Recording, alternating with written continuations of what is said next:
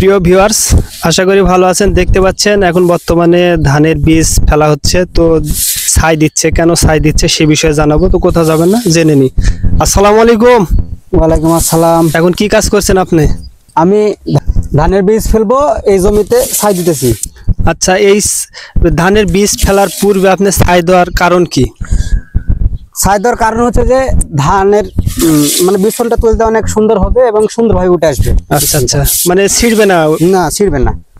আচ্ছা, দেখতে পাচ্ছেন ফের যেমনটি বলছেন যে ধানের বীজ ফেলার পূর্বে ছাই দিলে বিচনটা ভালো হয় এবং চারাটা তুলতে অনেক ভালো হয়, ছিঁড়ে না। সেজন্য মূলত এর বীজ বপনের পূর্বে ছাই দিয়ে থাকে।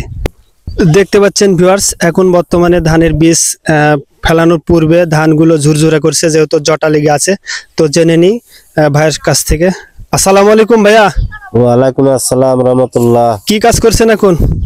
এই যে ধানের বীজ চারবতে জটা ভাঙ্গা লিচ্ছি। ও আচ্ছা, এই জটাগুলো না ভাঙলে কি সমস্যা হবে? সারা ফেলা যাবে না। ও আচ্ছা, আর এই বীজের নামটা কি বলতে পারবেন? কি ধানের বীজ? এই বীজ 75 ধান। 75 ধান। আচ্ছা, এই বীজটা ভালো নাকি? হ্যাঁ, ভালো তো চলছে এখন। চলছে। হ্যাঁ। এর আগে কি এই বীজ চারিয়েছিলেন? এর আগে ধান করেছিলাম, ভালো ফলন পাইছি। বিঘাতে কত মন হয়েছিল? 20 থেকে 25 মণ ধান ফলে। ও আচ্ছা, তো ভিউয়ার্স এখন চারা হবে, তাহলে দেখতে পাচ্ছেন বপন করা হবে। তো চলুন জেনে নিই, দেখে নিই কি করে বপন করতে হয়।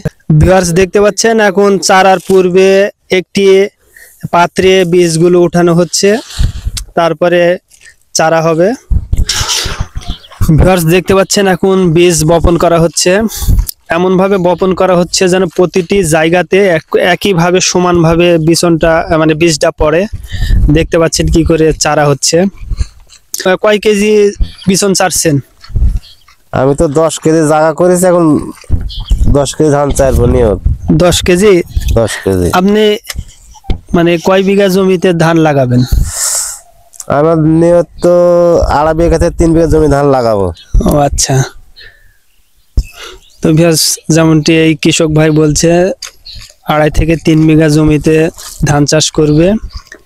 এই যে বীজ বপন করছেন, এই বীজেই হবে না আরো কিনা লাগবে মনে করছেন? এটাতে হয়ে যাবে। আচ্ছা, দেখতে পাচ্ছেন কি করে বপন করছে। আচ্ছা, এই বীজন বপন করার পরে আপনি কি করবেন, ছাই দিবেন আবার? হ্যাঁ, সাইডে ঢাকা দেবো, পলিথিন দিতে হবে। পলিথিন দিয়ে ঢেকে দিবেন? এই পলিথিন দিয়ে ঢেকে না দিলে কোনো সমস্যা হবে? এই যে পাখিতে ধান খাইলে পাখি ঘুকুটুকু খাই নেবে ধান।